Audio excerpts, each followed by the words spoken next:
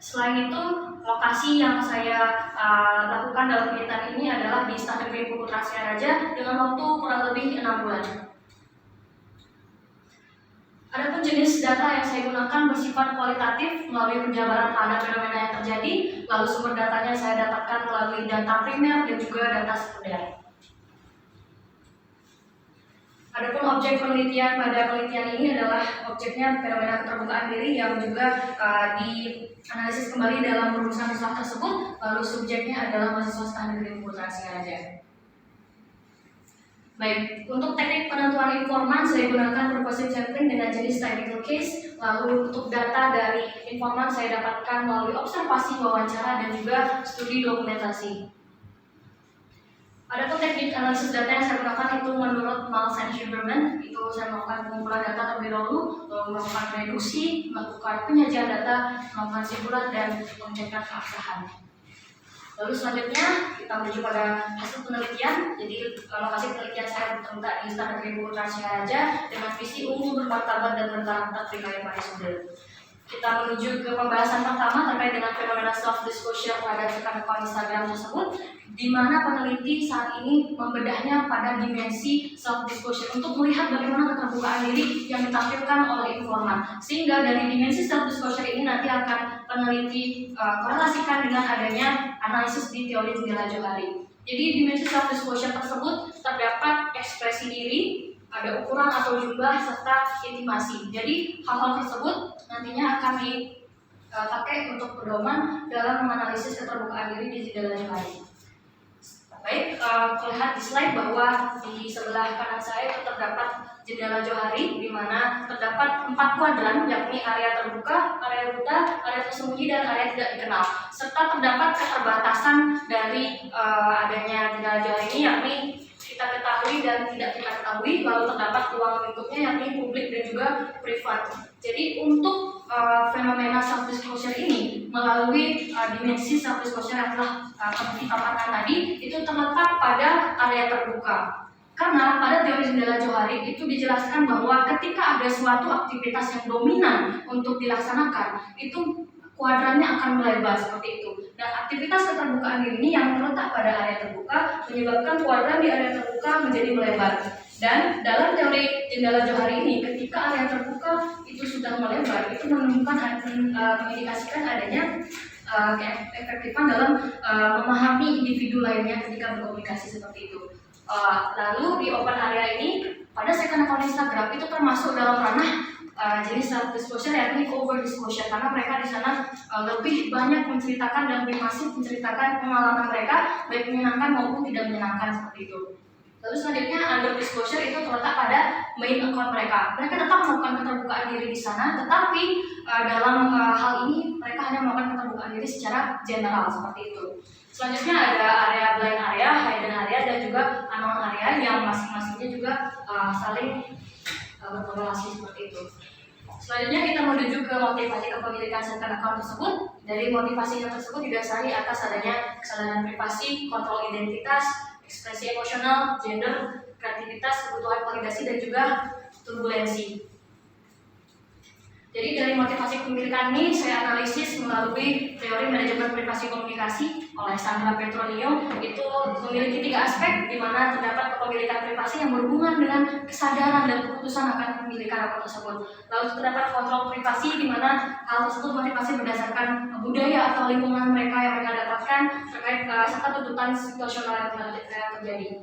Selanjutnya terdapat turbulensi privasi, yakni tidak sesuai privasi yang menyebabkan adanya kebocoran informasi sehingga mereka memutuskan untuk mencari alternatif dalam memperbaiki privasinya.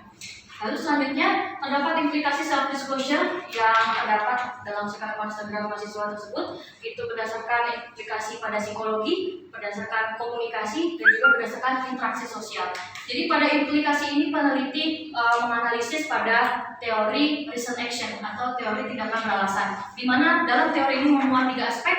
Yang pertama niat dalam bertingkah laku, yang kedua hasil dari niat, serta yang ketiga adalah respon individu terhadap hasil dari niat yang telah ditampilkan seperti itu.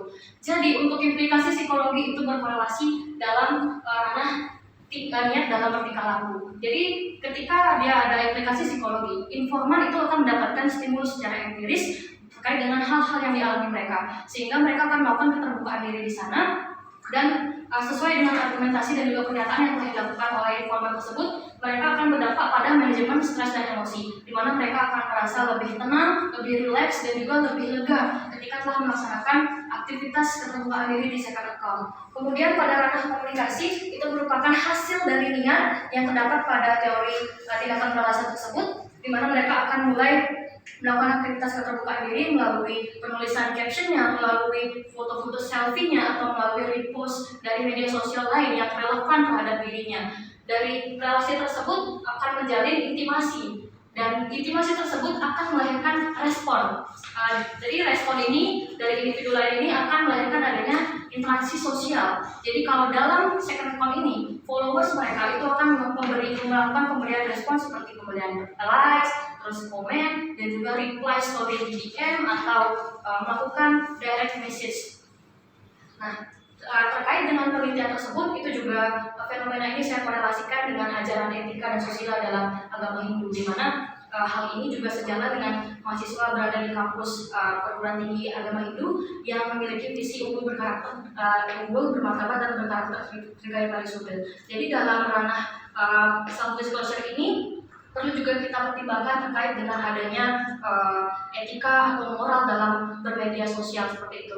Meskipun dalam ranah self disclosure ini mereka dapat mengeluarkan keluh kesahnya dengan maksimal, tetapi mereka masih melakukan adanya filter atau penyaringan terkait dengan bagaimana pemilihan caption yang seharusnya, meskipun dalam keadaan informal seperti itu. Sehingga dalam ranah susila dalam agama Hindu itu dari segi manacika, wacika, dan juga kaika. Jadi manacika itu didapatkan dari implikasi psikologi ini, dan juga untuk wacika dan kaika itu bagaimana mereka berkomunikasi dan bagaimana mereka menjalin interaksi dengan individu lainnya, sehingga hal tersebut masih bervariasi dengan adanya isi dari standar curriculum yang ada, dan mereka masih melakukan, masih aware, juga masih melek terhadap adanya etika dalam bermedia sosial seperti itu.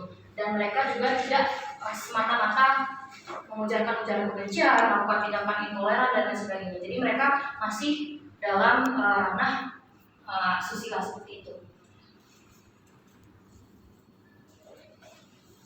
Baik, sekian yang dapat saya paparkan pada kesempatan ini. Mohon maaf jika terdapat kesalahan kata. Terima kasih saya ucapkan, dan untuk itu saya kembalikan kepada Sekretaris Komisi. Terima kasih.